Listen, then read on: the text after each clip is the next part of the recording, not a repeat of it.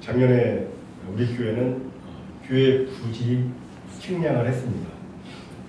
땅을 측량하는 가장 중요한 이유는 자기 땅의 경계를 분명히 해서 소유권을 주장하기 위해서죠. 측량을 해가지고 자기 땅에 불법으로 건축된 것이 있으면 철거를 요구할 수 있고, 누군가 자기 땅을 무단으로 점유하고 있으면 당당히 비키라고 말할 수 있습니다. 그리고 자기 땅에 있는 것은 그 누구라도 돌 하나, 나무 한 그루도 가져가지 못하게 지킬 것입니다. 오늘 본문에도 보면 그런 의미에서의 측량이 나오고 있습니다. 다 같이 한번 읽어보시겠습니다.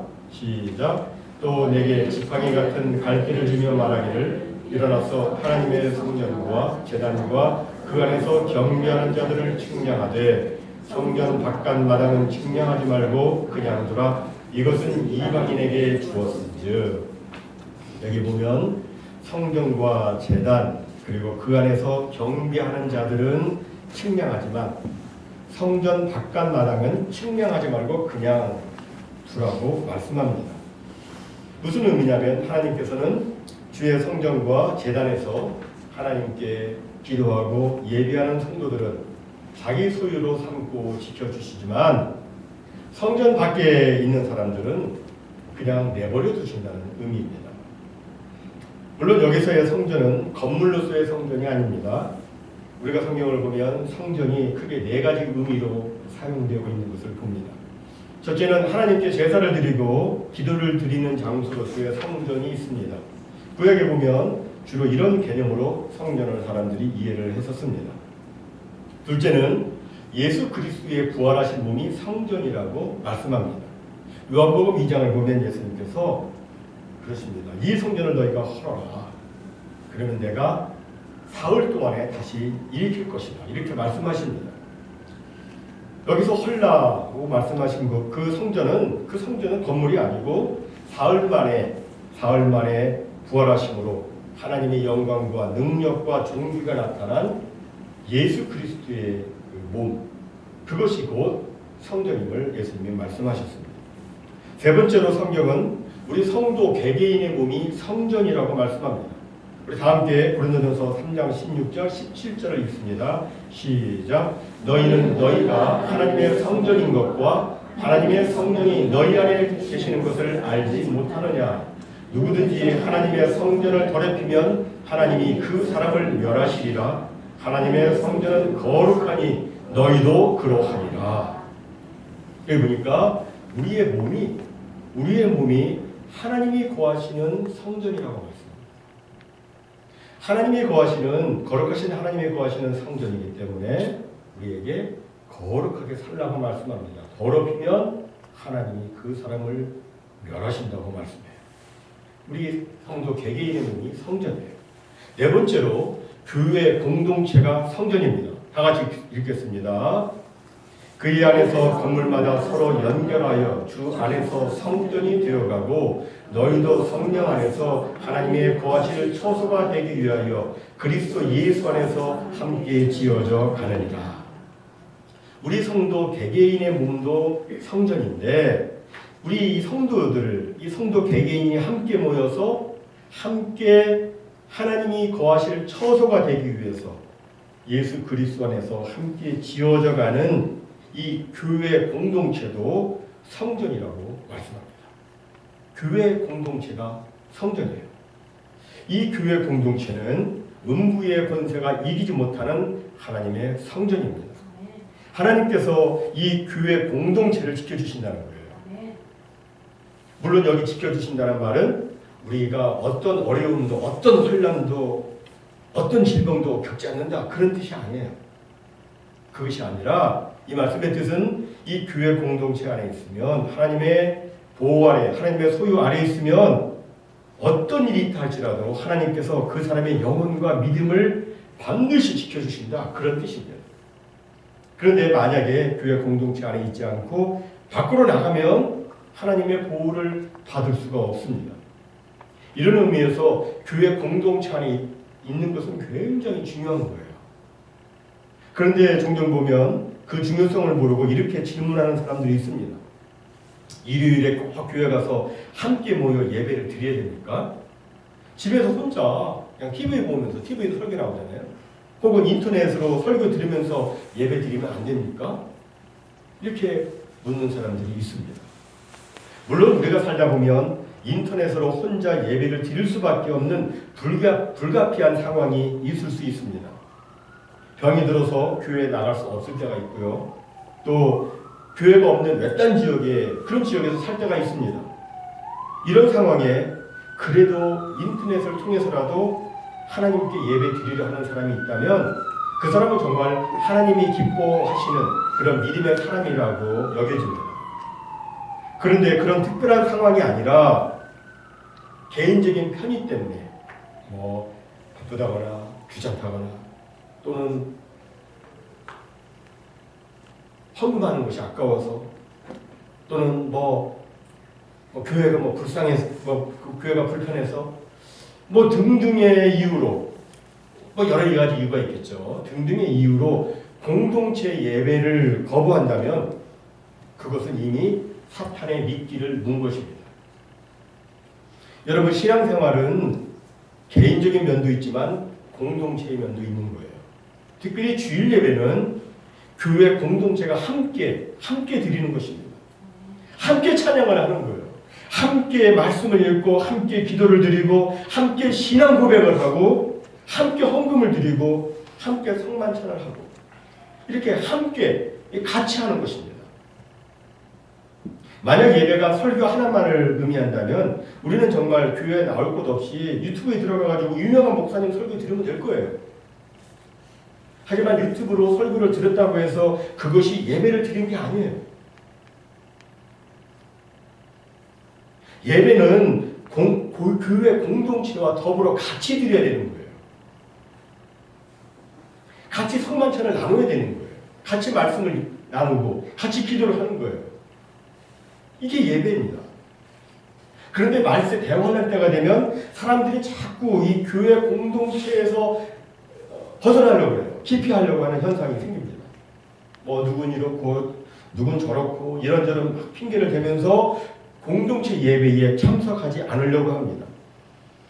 이러한 때 우리는 히브리서 10장 25절 말씀의 경고를 새겨 들어야 됩니다. 다 같이 읽겠습니다. 시작. 모이기를 피하는 어떤 사람들의 습관과 같이 하지 말고 오직 권하여 그날이 가까움을 볼수록 더욱 그리하자. 실제로 라이프웨이 리서치에 따르자면 최근 인터넷의 발달로 인해가지고 집에서 혼자 예배 드리는 사람들이 증가하고 있다고 합니다. 그 사람들은 헌금도 온라인으로 해요. 거기서 집에서 혼자 하면서 해요. 근데 문제가 뭐냐면 성만찬을 같이 못한다는 거예요. 그래서 그리스도의 한 몸 된 사람들이 어떻게 성만찬을 같이 하지 않는 사람을 한 몸이라고 여길 수 있겠느냐 이런 문제가 나왔습니다. 정말 집에서 혼자 예배드리는 그거 매우 위험한 일입니다. 왜냐하면 사탄은 이렇게 교회 공동체 무리에서 떨어져 나간 사람을 그냥 놔두지 않기 때문입니다. 사탄은 그 사람을 사로잡아 시험에 빠지게 하고요. 어려움에 빠지게 하고 그리고 결국에는 짓밟습니다. 이런 사실을 안다면 우리는 어떤 일이 있어도 사탄의 미혹에 넘어가는 일이 있어서는 안 될 겁니다. 이제 다 같이 또 말씀 읽겠습니다. 시작. 그들이 거룩한 성을 42달 동안 짓밟으리라. 여기 그들은 오늘 본문의 흐름을 보면은 하나님을 적대시하는 이방인들을 의미합니다.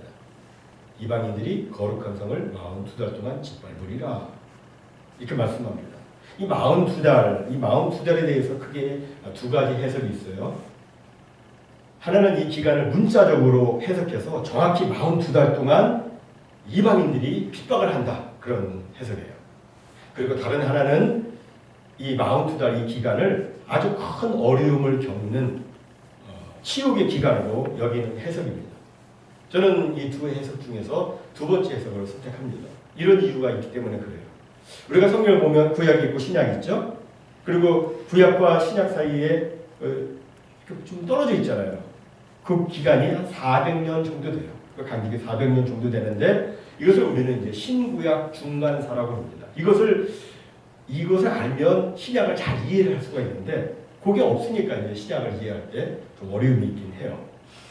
근데 그 중간기에, 그 중간사 동안에 여러 가지 일들이 있었는데 이런 일이 또 있었습니다. 수리아의 안티오쿠스 4세 에피파네스라고 하는 사람이 예루살렘을, 이스라엘을 점령해요.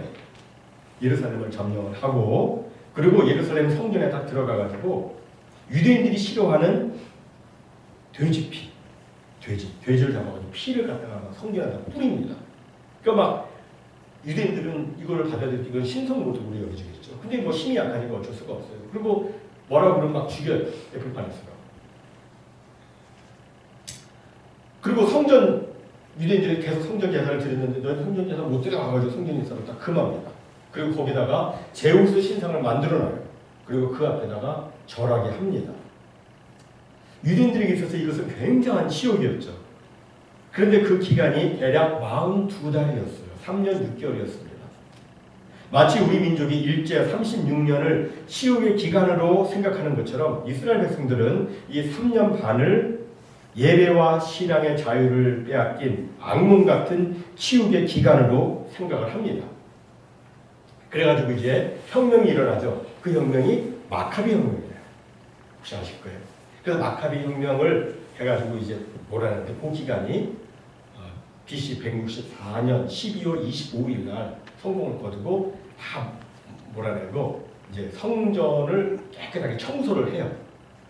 그리고 성경에는 신약 성경에는 그것이 수전절이라고 나와 있어요. 근데 요새 유대인들은 그날을 하누카라고 지키죠. 혹시 뭐 우리들은 성탄절을 지키는데 그 사람들도 뭐 지키긴 지키는데 성탄절 지키는 게 아니라 그 사람들은 하누카를 지키는 거예요. 그러니까 이 3년 6개월, 42개월을 굉장한 치욕의 기간으로 생각을 해요. 이런 의미에서 오늘 본문의 42달 동안 이것은 이방 세력에 의해서 짓밟히는 아주 어둡고도 수치스러운 기간의 상징임을 알 수가 있어요. 그런데 지금도 이스라엘은 그 수치를 겪고 있죠. 함께 누가복음 21장 24절 말씀 읽겠습니다. 시작. 그들이 칼날의 죽임을 당하며 모든 이방에 사로잡혀 가겠고 예루살렘은 이방인의 때가 차기까지 이방인들에게 밟히리라. 여기 이방인의 때가 차기까지라는 말은 하나님께서 이방인 가운데에서 택정하신 사람들을 구원하실 때까지 그런 뜻이에요. 그 이방인 가운데 저와 여러분도 있는 거예요. 유대인이 아닌 모든 사람들 가운데서 이방인들이 있는데 그 안에서 이방인 가운데서 하나님이 택정하신 사람들을 하나님께서 구원하실 그때까지 예루살렘은 이방인들에 의해서 밟힌다고 말씀하고 있습니다. 그 말씀처럼 지금도 예루살렘 성전산에는 성전이 있지 않고 뭐가 있어요? 이슬람의 모스크가 있어요. 그것을 우리는 오마르 황금 돔 사원이라고 말합니다. 바위 사원이라고 말하기도 하는데 그 모스크가 거기에 세워져 있어요. 성전이 있는 게 아니고 황금 모스크가 있어요. 이곳은 아무나 못 들어가요. 누구만 들어가냐면 이슬람 교도만 들어가요. 예루살렘 성전이 이방인들에 의해서 지금 짓밟히고 있는 거예요. 그런데 언제인지 정확히는 모르겠지만 이방인 가운데서 구원받는 숫자가 차게 되면 그 즈음에 적그리스도가 전 세계적으로 굉장한 주목을 받으면서 나타납니다.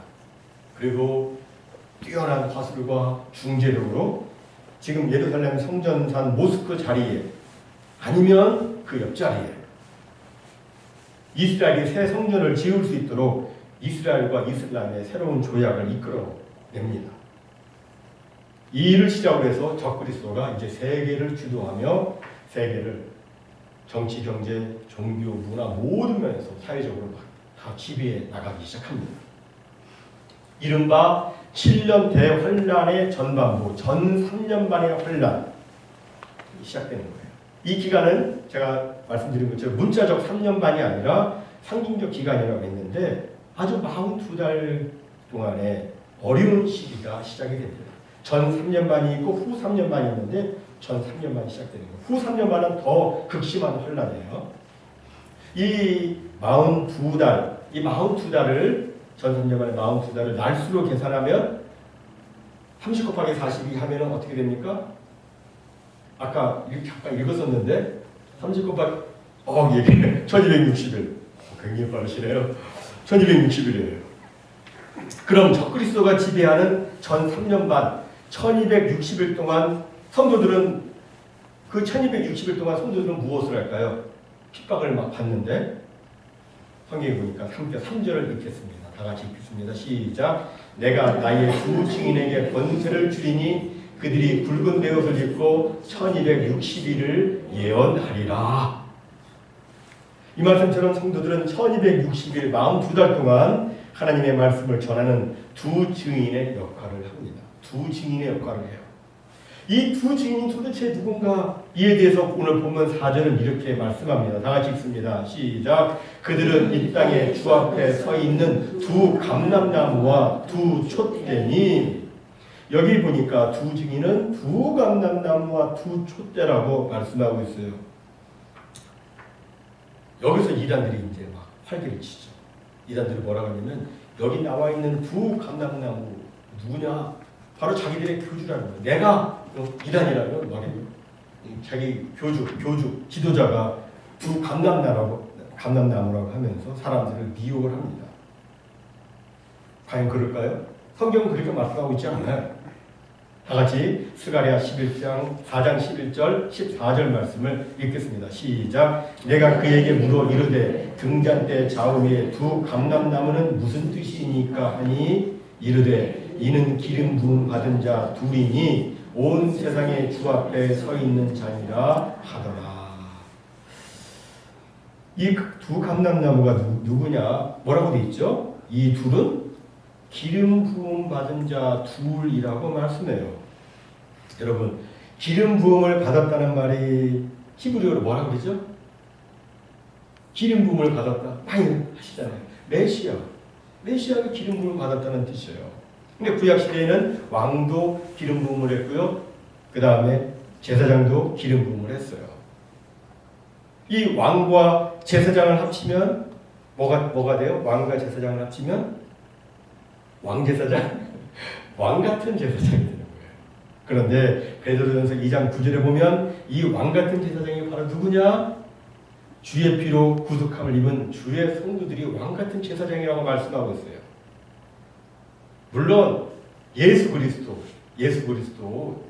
왕 같은 제사장, 선지자의 그 모든 일을 다 하셨지만 우리는 적은 크리스찬이란 말이 작은 그리스도란 뜻이에요. 크리스찬.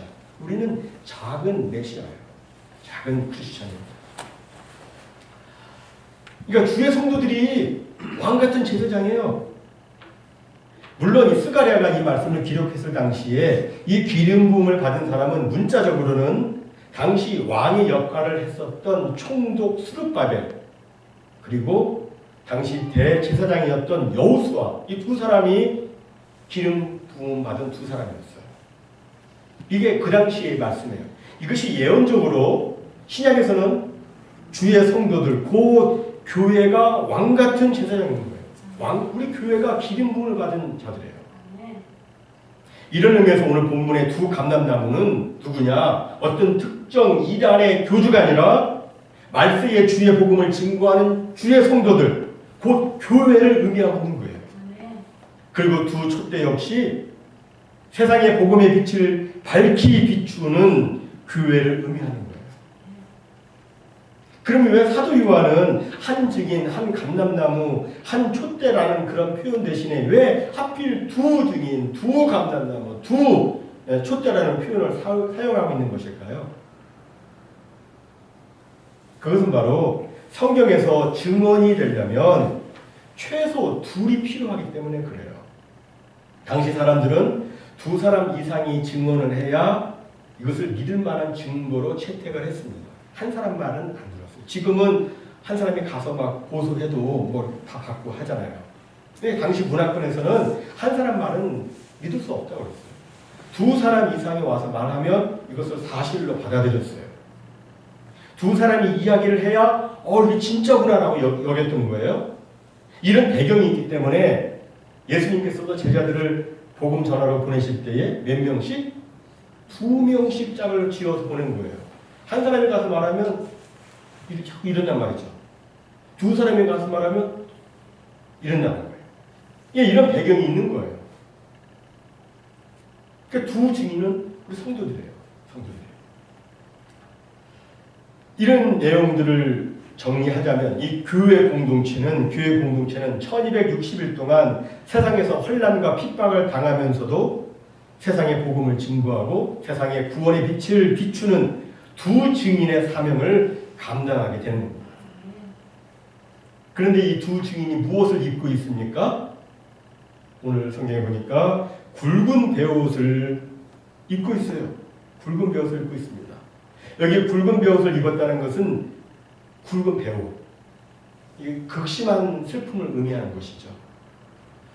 다시 말해서 두 증인은 복음 없이 죽어가는 주변의 사람들을 보고 매우 가슴 아파하면서 슬픈 마음으로 회개의 메시지를 전한다는 뜻이에요. 굵은 베옷을 입고 1290일 동안 예언한다는 뜻이 정말 아픈 마음을 가지고 불쌍히 여기는 마음을 가지고 하나님의 말씀을 전한다는 뜻입니다. 이 회개의 메시지를 듣고 하나님의 선택된 사람들은 회개하고 주님 앞에 돌아오게 된다는 거예요. 그러니까 우리 교회 공동체가 복음을 전해야 될 때 가져야 될 자세는 무엇인가? 그것은 바로 불쌍히 여기는 마음입니다. 긍휼히 여기는 마음, 가슴 아파하는 마음.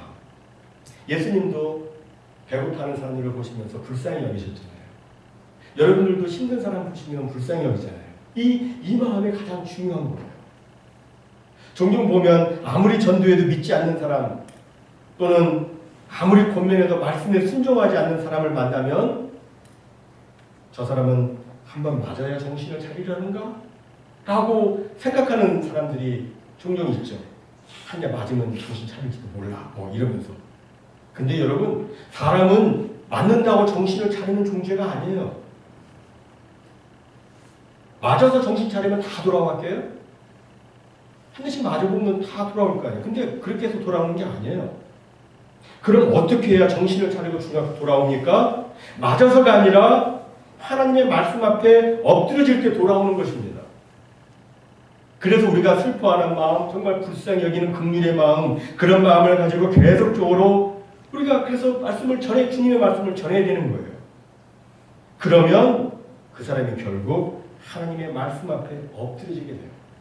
하나님의 말씀 앞에 엎드려지면 그러면 변화의 역사가 나타나는 거예요. 근본적인 변화가 나타나는 거예요. 오늘 본문의 42달, 우리 성도들에게 매우 힘든 기간이 될 것입니다. 성경이 분명히 말씀하고 있어요. 전 3년 반, 후 3년 반. 전 3년 반인데도 힘들어요. 후 3년 반일 때는 너무너무 힘들어요. 이에 대해서는 나중에 말씀드립니다. 그러나 그럼에도 우리 힘든 그 기간 동안에도 우리가 함께 성전에 나와서 성전 안에서 제단 앞에서 기도하고 성전에서 하나님께 예배드리고 우리 주의 성도들과 더불어 함께 은혜의 예배를 드리고 간절히 하나님 앞에 제단 앞에서 막 기도하면 우리는 힘을 공급받아요. 성령의 충만함을 받고 새롭게 회복되어져서 세상을 향해서 담대히 승리할 수 있는 우리가 될 수 있는 것입니다. 그리고 세상을 향해서 우리가 또 나가서 굵은 베옷을 입고 절박한 심정을 가지고 그런 뜻이라고 했죠. 그렇게 복음을 전하면 죽을 영혼이 주님 앞에 회개하며 돌아나오는 놀라운 역사가 나타나게 되는 겁니다. 사랑하는 성도 여러분, 오늘 성전을 측량하라는 주님의 말씀은 환난 날에도 주님이 교회 공동체와 함께 하시며 지켜주신다는 약속의 말씀이에요. 주님이 항상 우리와 함께 하시고 우리를 지켜주십니다. 주님은 주님 앞에 예배드리는 우리와 함께 하시며 우리를 지켜보호해 주십니다. 이 자리에 혹시 요새 너무 힘이 드는 분 계십니까? 다른 데 해결책이 있는 게 아니에요. 주님 앞에 나와서 같이 예배할 때, 주님 앞에 나와서 같이 기도할 때 회복되는 거예요.